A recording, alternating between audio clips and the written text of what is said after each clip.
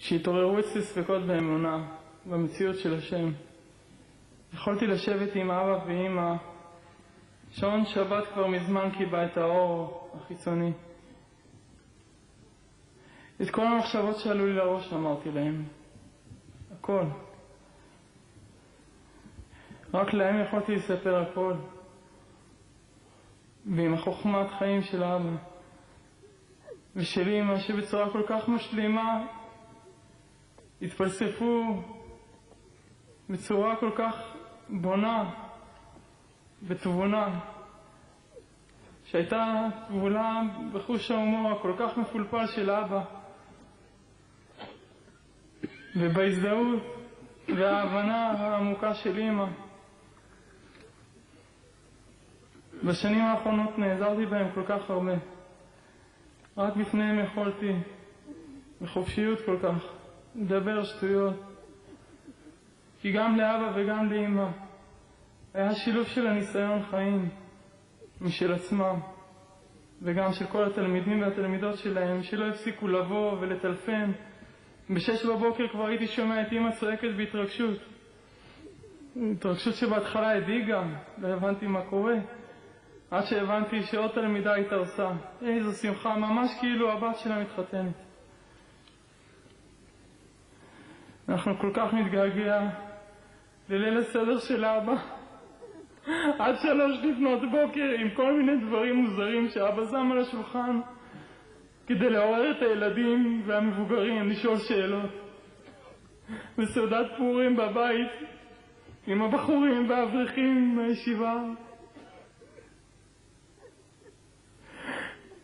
איך אהבתם לשבת בשולחן שבת וללמוד ביחד פרשת שבוע, הלכות ששמעת בבית הכנסת, וכמובן הלכות לשון הרע בסעודה שלישית.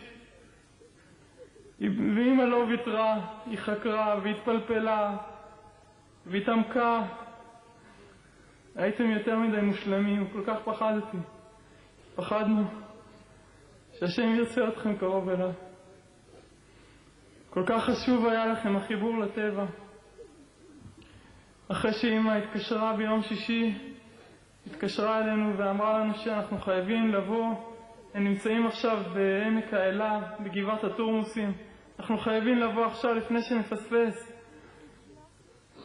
אבא אמר לה, תנתקי את הטלפון, אנחנו בטבע.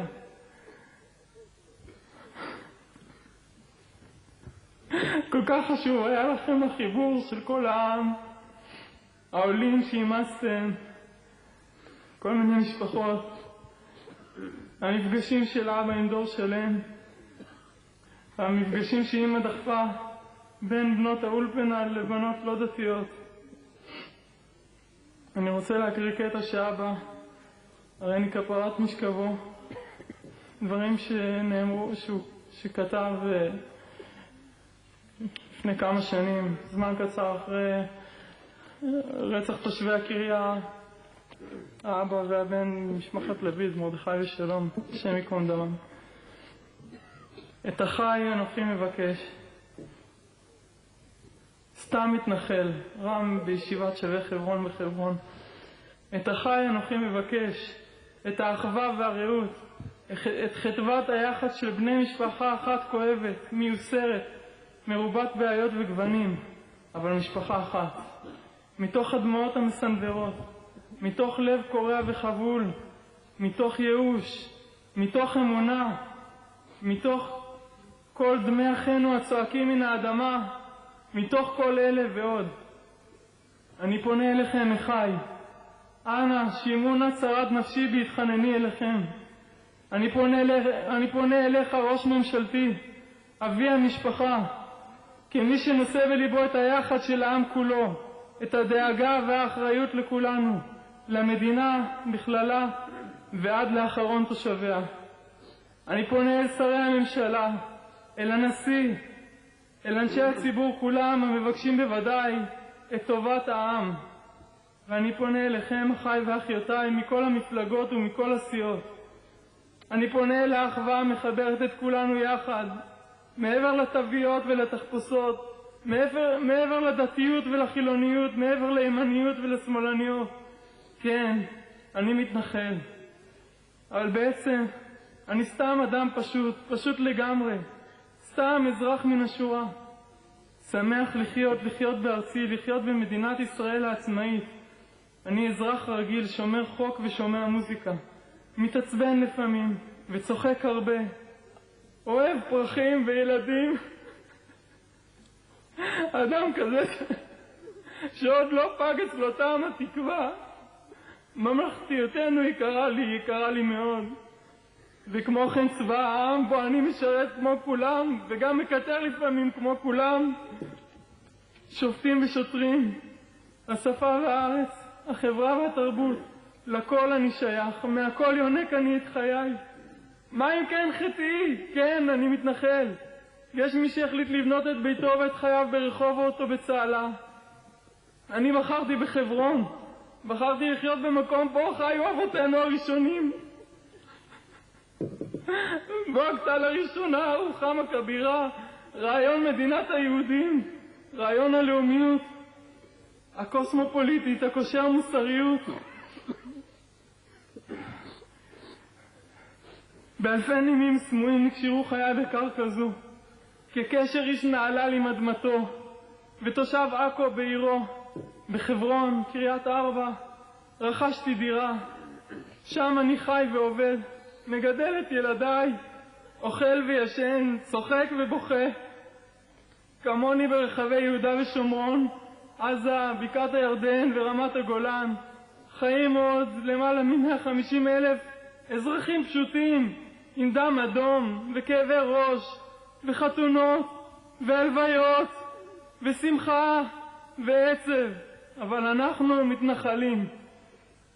אם נאהב את ארצנו ומקומנו, אם נביע את בריאות הקשר עם נוף מולדתנו, אז אנחנו מסיתים. ואם אוהבי חיים אנחנו, ובשעה שברד של אבנים יורד על ראשנו וראשי נשותינו וילדינו, נגיב ככל אדם נורמלי וננסה להציל חיים, אז אנחנו פורעים, אנטי דמוקרטים, מבצעי פוגרום יהודי. ואם יקוף מטורף תורן ויכריז הכרזות גזעניות המעוררות שאט נפש בכל לב הדין, אז כולנו משפחת המתנחלים גזענים. נכון, יש באזורנו הללו כמה אנשים, יש גם בחיפה וגם בגבעת ברנר. האם משום כך כל החיפאים מסיתים וכל תושבי גבעת ברנר זקוקים לאשפוז? אני יודע. ואת שהרגישות לחיי אדם, הכבוד לכל אשר נברא בצלם, קיימים בהתנחלויות, לא פחות מבשאר ערי ישראל. בקיבוץ הגלילי בו גדלתי, חונכתי להומניזם ואהבת האדם, יחד עם הכרת המיוחד שבעם ישראל. נטיעות, אלו יקו שורשים והתעמקו והתעצמו דווקא בחברון. דווקא בעיר האבות גיליתי כמה טבעי הוא החיבור בין ואעשך לגוי גדול, ונתברכו בך כל משפחות האדמה. זהו אופי ציבור המתנחלים, רובו ככולו, גם אם בשעת מצוקה ומשבר נפלט לעתים ביטוי צורם. מה אם כן חטאי?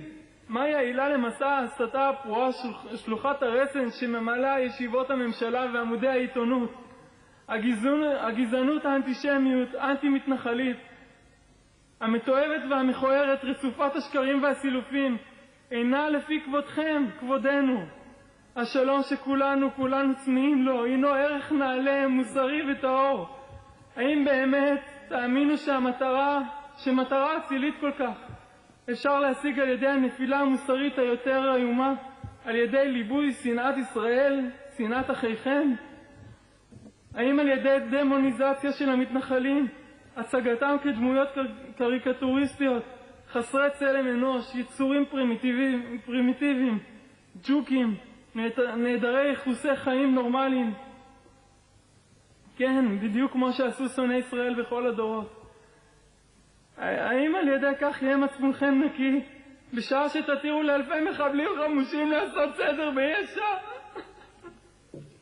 הרי כוונות הארגון לשחרור פלסטין גלויות לכל, כתובות באמנתם ומבוטאות בפומבי מדי יום. אנא אחי תראו, לא תהיה תפארתכם. על דרך זו. הדברים נכתבו סמוך להירצחם של מרדכי ושלום לפיד, השם ייקום דמם. בשבוע שעבר שקלנו שניים מחברינו, אב ובנו, ובשעה שעשינו את דרכנו ממערת המכפלה לבית העלמין העתיק של חברון להפגיש טבוחי תרפ"ט וטבוחי תשנ"ג, באותה שעה קשה שהנחות הכאב והבכי טבעו בים שריקות הצהלה המסמררות שאל מלא רחמים התחרה באיטבח אל יהוד, באותה שעה איומה נורא בכבוד ונוראת עוד, ידעתי נאמנה שהאומה כולה מבכה ומלווה נשמות אציליות אלה למנוחת עולמים. וידעתי כשם שיודעים כולנו בסתר הלב, שרק מתוך מאמץ כביר להגיע לאחדות ושלום אמת בתוכנו נזכה לשלום המיוחל עם שכנינו. רק כשנתעלה מעל השנאה וקשיות הלב האחורה, כשנקשיב איש לשפת רעהו ושפת אחיו, רק אז יעלו הפתרונות הטבעיים לסיבוכינו המדיניים, ומתוך המבוכה האבלולית האופפת את כולנו ייבקע אור גדול. זה מה שכתב.